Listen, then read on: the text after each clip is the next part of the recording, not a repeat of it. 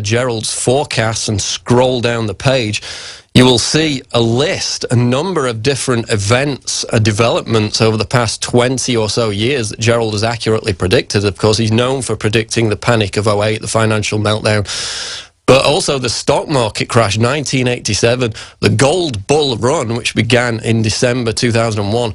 And what's interesting is he has links to the Trends Journal next to each of these predictions where he accurately made the forecast. And it's not just, you know, wider events like the financial collapse. It's smaller cultural type of things, which I always find interesting, like the clean food revolution, if you keep scrolling down there, the decline of US automakers, even things like gourmet coffee as far back as 1988.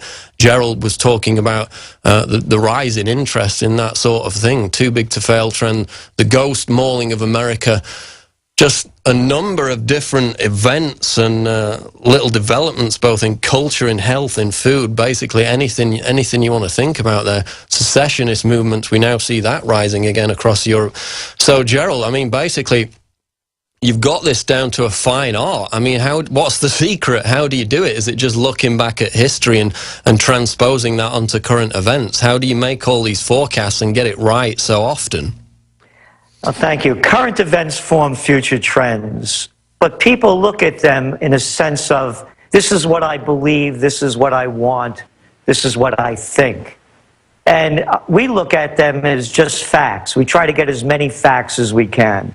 So, for example, each day I'll read from Fars news agency in Iran to Al Jazeera to Haaretz, the Israeli Jerusalem Post, to the BBC, Guardian, blacklisted news, on and on and on. All I'm doing is looking for facts. Are they real facts? I don't know. But you put enough together and you can get the sense.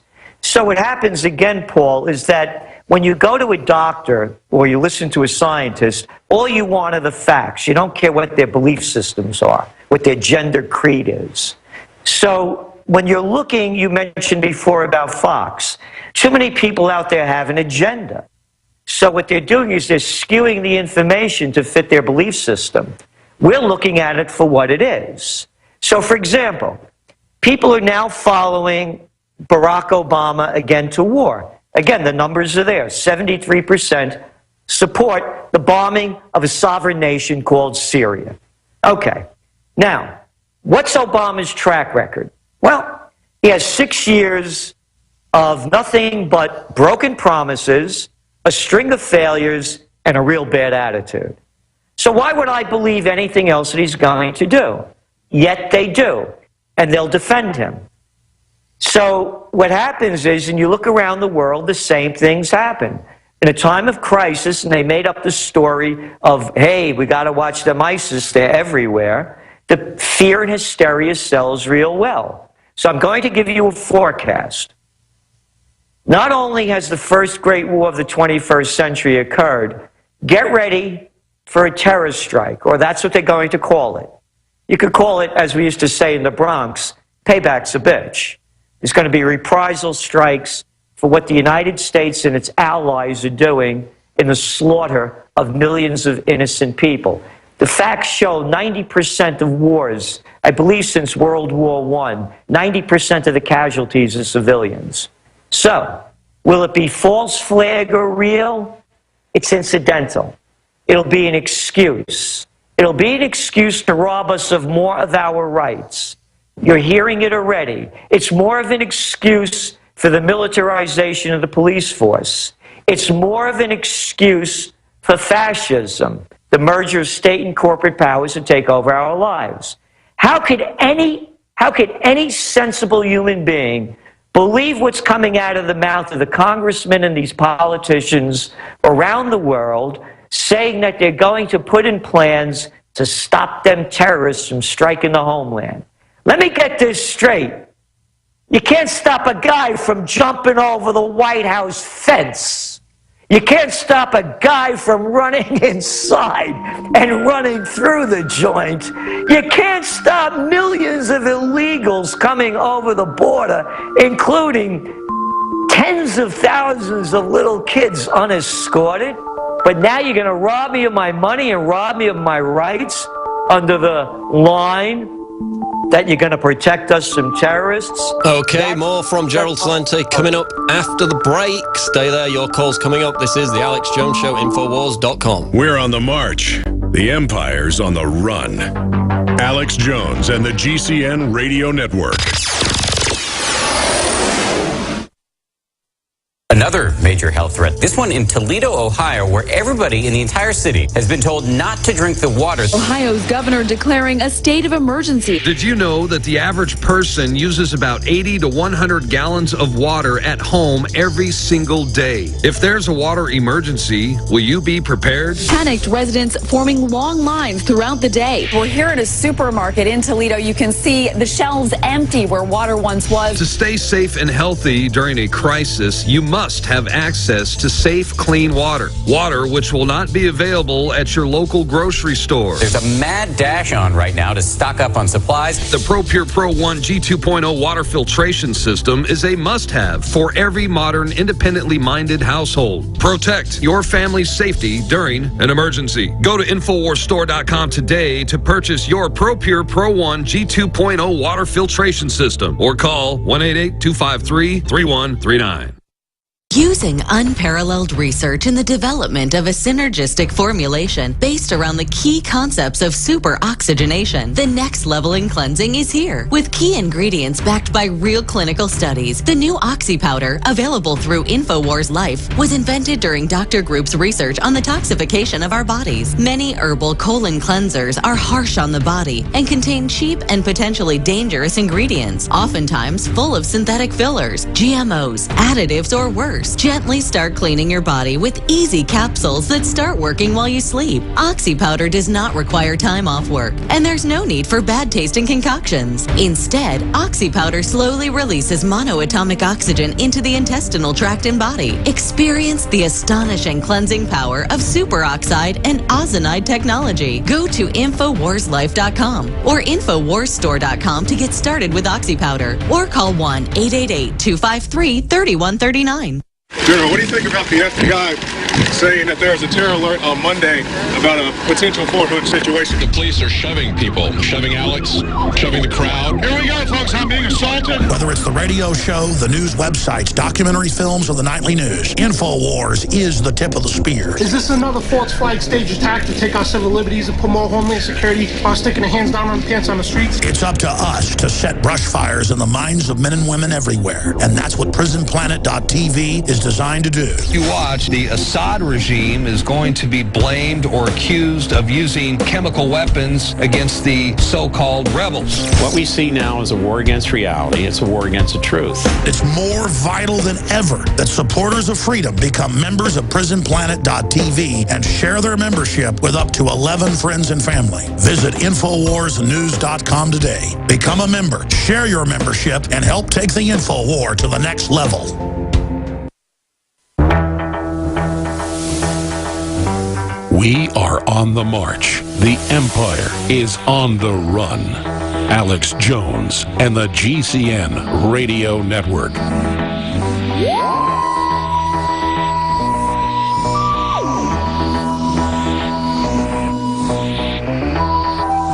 We're back on the Alex Jones Show. I'm Paul Joseph Watson, filling in for Alex today with all the breaking Ebola news. You can visit Infowars.com. We're right on top of that. But for the moment, we're talking with Gerald Celente, TrendsResearch.com. And if you missed it before the break, Gerald made a pretty big forecast. He's saying that as a result of the attacks in the Middle East, supposedly targeting ISIS, there will be, whether it's a false flag or an organic genuine attack, there will be a terror attack within the US here coming up in the imminent future. And as I said, you know, every single university study proves that bombing the Middle East, radicalizing jihadists, flooding the region with weapons, only ever causes blowback, only ever causes more violence.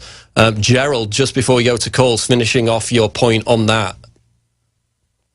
Yes, you know, we have to really go back to the beginning, not the beginning, but this latest round.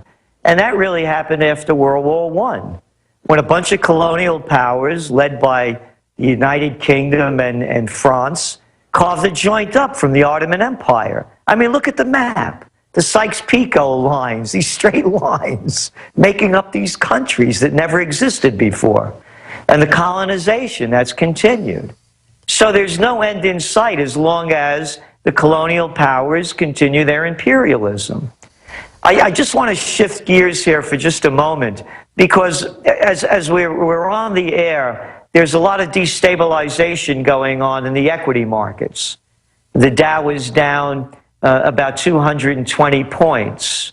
Crude oil, after being up over $1, both West Texas and Brent, is down now in negative territory. And it's very significant. And gold prices are moving back up a little bit. I'm saying this because oil prices are a real big one to look at. I've been at this since, I began my career, I was a lobbyist, a government affairs specialist for the chemical industry. I was in D.C. during the 1973 oil embargo. This is the first time since that time that Saudi Arabia has pushed and has been successful in cutting oil production. It's not because there's an oversupply. On the contrary, if you look at today's numbers with West Texas, supplies are way down. Demand is way off. And when you look at the World Energy Institute and other data, you can see that demand is now down. It's about down to two-year lows. And so is the pricing. So this is really significant because oil is telling a true story right now. With all of this political unrest in the Middle East, as you mentioned, the destabilization caused by that so-called humanitarian mission launched by President Obama, the Nobel Peace Prize winner, and his staff of associates, Samantha Powers, Susan Rice, and Hillary Clinton. And the production levels have dropped so dramatically there and in Iraq. Oil prices should go up as this destabilization increases. They're not. That's showing you the fundamental weaknesses of the global economy. And this just out recently from the, my glasses on here a second. Record level of $158 trillion in global debt, together with low economic growth, is creating serious threat of a new financial crisis, says the 16th annual Geneva report. Total world debt, excluding the financial sector, you ready for this, has risen from 180% of global output in 2008 to 2012% last year. There's no way of getting out of this financial crisis. You know how you get out of it? When all else fails, they take you to war. All things are connected. You asked me before about how we forecast trends. We make connections between different fields. You read over some of the list. From my coining the term clean food back in 1993 to talking about geopolitics and finance. It's all connected. But most people don't connect them. They only look at specific fields. So when we're looking at the Middle East, we're looking at oil prices, we're looking at GDP data coming out, debt levels increasing. You look at today's manufacturing indexes coming out of Germany and Europe. They're down now into negative territory, under 50%. So you can see where this is leading, and you can see where the leaders are leading us. The same people that have led us through nothing but a series of great financial and military disasters are in control and leading us down the path of more doom and decline. We're talking the Middle East, oil, debt, with Gerald Celente. We're going to go to some calls now. James in Illinois, you're on the air with Gerald Celente. Go ahead, James. Gerald, are you there? I'm here. Yeah, great show. I got a quick question. I just sold my house. I got about $120K. I got 2.5 years to go before I can start pulling my pension. I want to move to the south. Where do I put my money? If I put it in gold or in silver, That's my question. Is that a